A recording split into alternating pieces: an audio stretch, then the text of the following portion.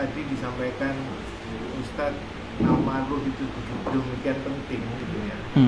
Karena itu tiket kita gitu. Gimana cara kita mengetahui nama ruh kita? Ya. Bapak bisa nggak buat KTP sendiri? Nggak bisa ya? Dikasih nama. Yang ngasih nama ayah kita, didaftarkan ke Dukcapil ya. Itu bumi, itu sebenarnya miniatur alam. Sama di sana juga begitu. Yang dapat mengeluarkannya itu wali Allah yang dapat ijazah ruhani dari Rasulullah sallallahu alaihi wasallam. Gak bisa dibuat-buat, Pak. Saya cari nama satu orangnya bisa 15 menit. Beliau kalau lagi ngasih nama 1 jam bisa 1000 orang. Kasih nama. Itu nama-nama nur. Ketika sang Ahmad Ruhullah Allah pandang, maka berkeringatlah Ahmad. Keringatnya memancarkan cahaya. Itulah namanya Nur Muhammad. Di setiap keringatnya itu ada karakter sifat. Ada sifatnya ketegasan, kebijaksanaan. Bernamalah dia Hikam. Ada yang bernama, yang nurnya itu bersifat kelembutan. Apa nama? Latifah, Lutf. Ada yang dia guru di sana.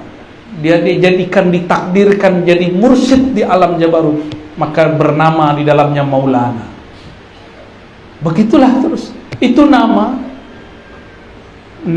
karakter cahaya. Nama karakter cahaya. Dan di dalam diri kita ada 1200 nama cahaya ma'rifatullah. Namun itu terkumpul dalam satu nama ruh. Nabiuna Muhammad, nama ruhnya Ahmad. Ini dalilnya sudah cukup. Apa kurang jelas? Nabi Muhammad mengatakan ana Ahmad, ana Muhammad. Ahmad isim ruh, Muhammad isim jasad. Anal mahi, mahi itu nama tugas. Ana aqib itu nama posisi beliau dari semua para nabi. Mahi menghapus semua syariat kecuali syariat beliau. Aqib penutup semua rasul dan nabi. Maka tiada lagi nabi setelah Nabi Muhammad sallallahu alaihi wasallam. Ya. Jadi beliau sendiri menyebutkan nama-nama. Cuma saat itu beliau hanya memperkenankan beberapa nama. Kadang beliau keluarkan di waktu lain, Anal Fatih, akulah sang Fatih. Hatta Ibrahim butuh kepada futuhku. Kalau tidaklah karena aku, Nabi Ibrahim tidak bisa membawa kaumnya masuk surga. Apalagi kita. Ya, nanti jadi pasukannya aman aja, ntar didaftar namanya ya. Didaftar nama orang kampung sini, orang yang merantau sini. Siapa tahu jadi asbab untuk dapat nama ruh. Nama ruh itu, Pak, kalau aslinya para wali-wali dahulu harus riyadhah latihan 30 tahun, 40 tahun baru dikasih nama. Itu pun nama rahasia dia dan Allah. Rahasia dia dan Allah. Biasanya orang-orang dahulu dipanggil oleh Rasulullah Maulana, itu namanya. Karena mereka rata-rata mursyid, dapat gelar Maulana. Tapi nama setelahnya pun mereka nggak dikasih tahu.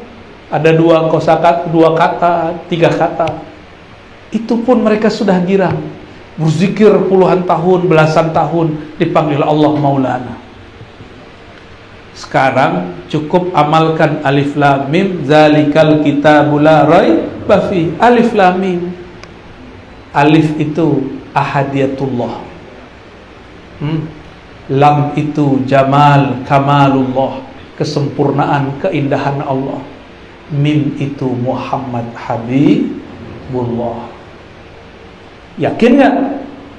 La raiba fi. Gak boleh kita kemudian syak. Jangan syak.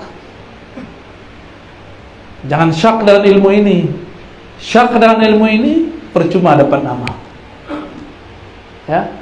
Jadi harus yakin dulu baru minta nama. Itu yang minta ruhnya. Jadi Pak Ahmad Al-Jogjawi, benar ya? Itu ruhnya minta nama itu.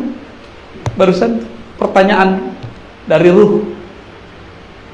Nah, nanti deket-deket sama orang-orang beliau. Ini mana orangnya? Syekh Bandi mana Syekh Bandi? Itu dia ngurus tuh ya. Nanti kuotanya itu langsung banyak ikhwan Rasul sallallahu alaihi wasallam. Nama-namanya sudah Nabi sebut dalam kalamnya. Ikhwani, semua deretan namanya semuanya udah ada.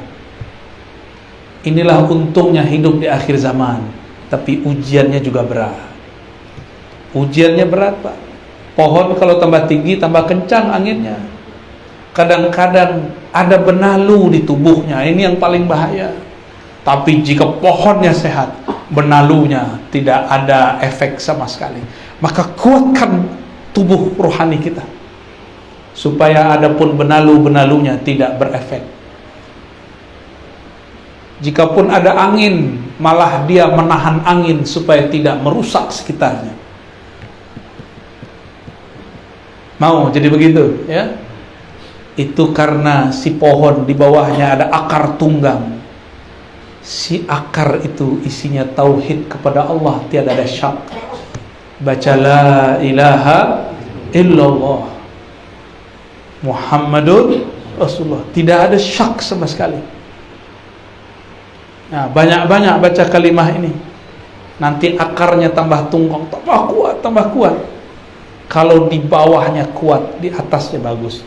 Inilah beda orang kenal Allah dengan tidak kenal Allah. Kalau kenal Allah, dia kuatkan akarnya.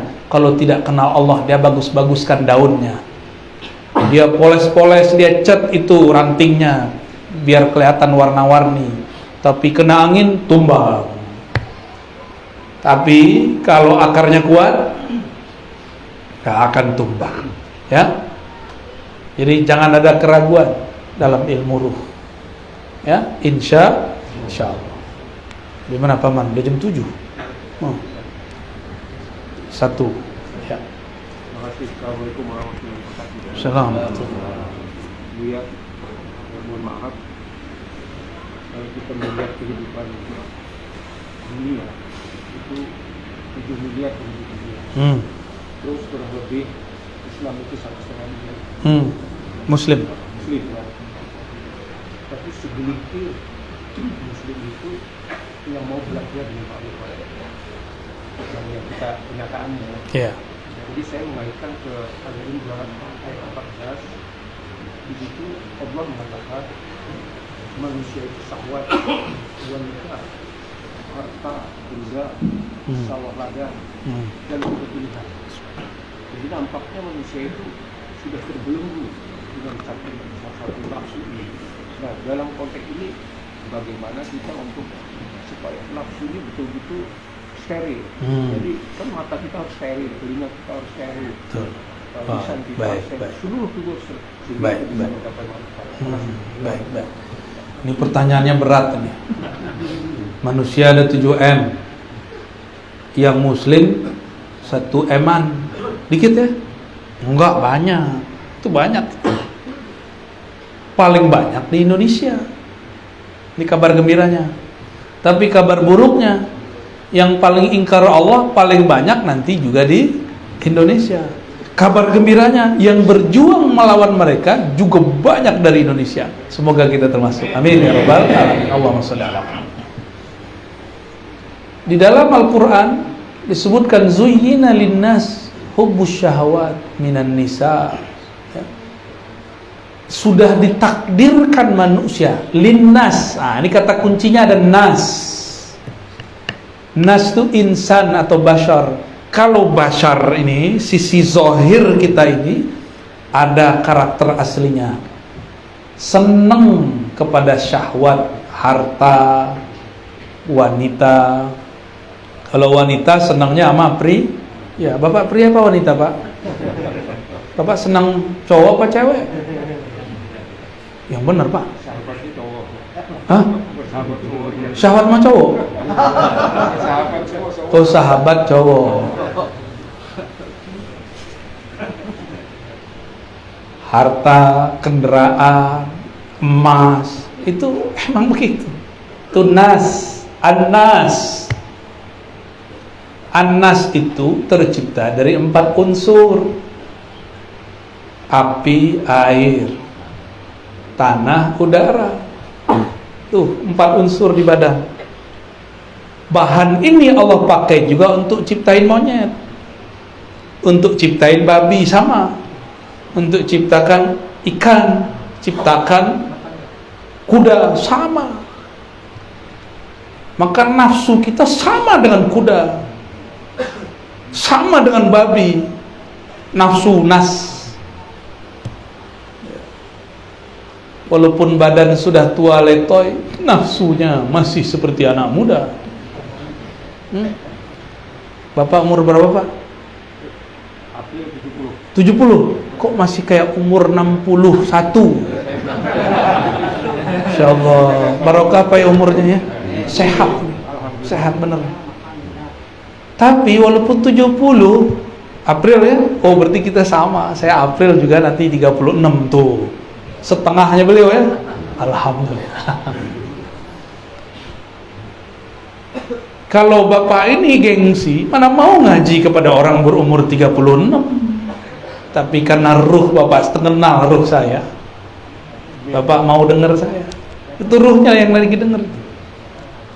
Alhamdulillahirabbil alamin. Gengsi lah Paman Birin karate dan 6 mau dengerin saya cuma sampai biru, sudah langsung pensiun dari karate. Dulu sampai biru doang Paman. Kita datang, pelatihnya nggak datang, dia udah bosen saya. Yang enak belajar silat lidah.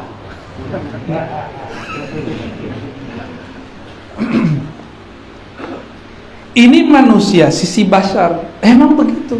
Walaupun umur 70, mohon maaf, yang cantik lewat di depan, mata bapak lebih duluan daripada mata saya. Mata nafsu itu nggak pernah tua. Pengalaman. Nafsu itu tidak pernah tua. Cinta mah fulus. Seumur bapak mungkin lebih parah daripada saya. Cinta ama makhluk halus. Tahu makhluk halus? Tuh yang pakai kobil tuh nikah haha. Ya, itu lebih dahsyat. Maka orang-orang yang sudah senior, nafsunya besar, kekuatan lemah. Syariah kita, energi yang tadi, ketika 4 unsur ini dipadu oleh Allah, jadilah tubuh. Ada jantung, ada akal, ada otak, ada paru, ada semua di dalam tubuh. Sudah jadi, Allah tiupkan yang lain daripada tubuh. Namanya ruh. Gak khawatir Pak. Kenapa sedikit dari 1,5 miliar itu yang mau belajar ruh sedikit? Emang sedikit Pak. Emang sedikit.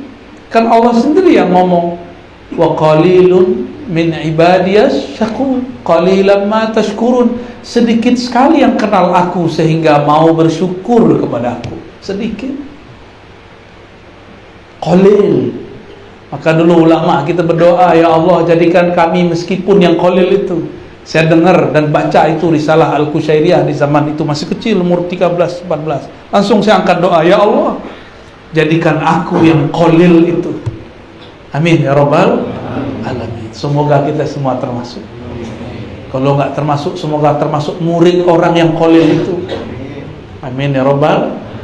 Sehingga nanti ketika di akhirat kita disidang, kita tinggal bilang, ya, itu guru saya,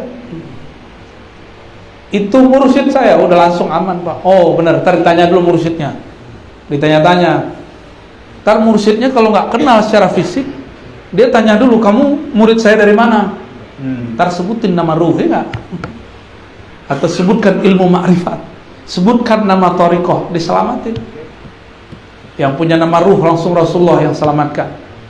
Yang punya thariqah langsung mursyidnya yang selamatkan. Sallallahu alaihi wasallam. Jadi gak usah khawatir Pak. Memang sedikit.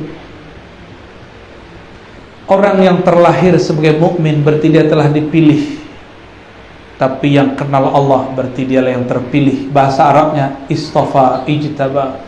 Allahu yajtabi ilaihi man yasha. Surat Asy-Syura ayat 13. Allah lah yang memilih hamba-hamba yang terpilih. Orang beriman itu sudah dipilih.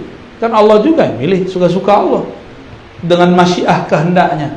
Tapi siapa yang menjadi orang spesial? Itulah Al-Mujtaba Al-Mustafa sallallahu alaihi wasallam. Itu Pak ya, nggak usah khawatir. Gimana Paman? Waktu beres? Aman? Cukup? Katanya cukup Pak. Ya, cukup Pak ya. Santai, kasih Paman. Ya, oke. Untuk Bapak kita kasih ya. Assalamualaikum warahmatullahi wabarakatuh. Ini pertanyaannya to the point ini. Ini sebenarnya saya menghindar. Tapi karena sudah doa dalam sujud, saya mengalami itu selama 5 tahun. Setiap sujud saya menjerit, ya Allah, kok aliran banyak sekali. Saya sudah stres ya Allah. Tolong bimbing qalbuku ya Allah. Alhamdulillah Allah kemudian bimbing. Ini Bapak datang sekarang tuh bimbingan Allah. Surat At-Taghabun. Wa may yu'min billah yahdi qalbah. Orang yang iman percaya minta kepada Allah, Allah bimbing guidance kalbunya. Ya, disyukuri itu. Alhamdulillah. Cuma bedanya saya dulu ngalamin remaja, Bapak ngalamin sudah tua. Alhamdulillah, nggak ada kata telat. Yang tua itu cuma tubuh fisik, ruhnya belum tua, masih remaja Pak. Maka dia galau. Anak galau kan anak remaja. Ya, yang nggak pernah galau anak kecil, dia bingung orang galau apa ya. Tapi kalau sudah mulai galau berarti sudah mulai ada kedewasaan. Itu bagus. Itu berarti mulai dewasa. Ya, selamat, sudah mulai dewasa.